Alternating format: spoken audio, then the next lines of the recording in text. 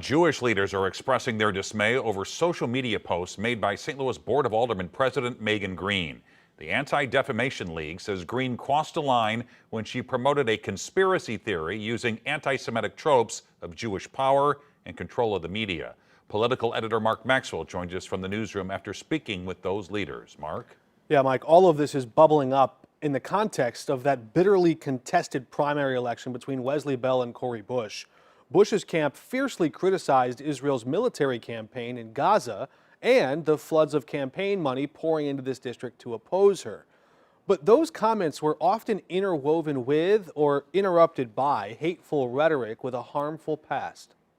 Inside the Kaplan-Feldman Holocaust Museum, stories of survivors echo the warning signs of history.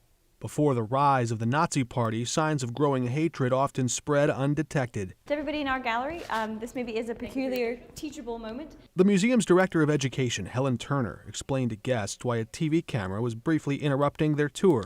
She was responding to a current anti-Semitic incident which she said made the propaganda gallery more relevant now than ever before. This idea that Jewish people are insects or vermin, a parasite, or even a disease is a really, really old one, and it's a very dangerous trope about anti-Semitism and about Jews. That same old rhetoric had recently re-emerged online. St. Louis Board of Aldermen President Megan Green shared it to her 12,000 followers in a social media post she has since deleted. The museum exhibit teaches people how to spot hateful propaganda in your social media feed and how to prevent currents of hate from seeping into mainstream. Nazis did begin as an extremist political movement, but because over time I think their extremism was more accepted, they were able to get into democratic politics and into democracy.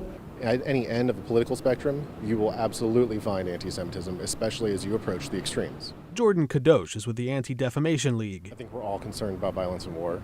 A person can have concerns about any number of things without crossing a line. He's seen troubling signs of anti-Semitic rhetoric rising, often drowning in the din of bitter political battles over Israel's war in Gaza. This idea that people we already have relationships with have now gone a full 180 on us is how it feels to us. That's how he says it felt when Green shared her unfounded theory that perhaps a wealthy Jewish man secretly moved to purchase the Riverfront Times to silence its coverage of pro-Palestinian protests. If you see a bunch of dots, and no matter how you connect them, you always come up with a Star of David, that maybe there's a problem with how you perceive things.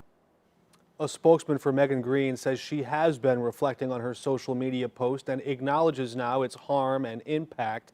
She plans to meet with one of the rabbis who wrote a letter to her in the days to come for what she's calling a productive conversation.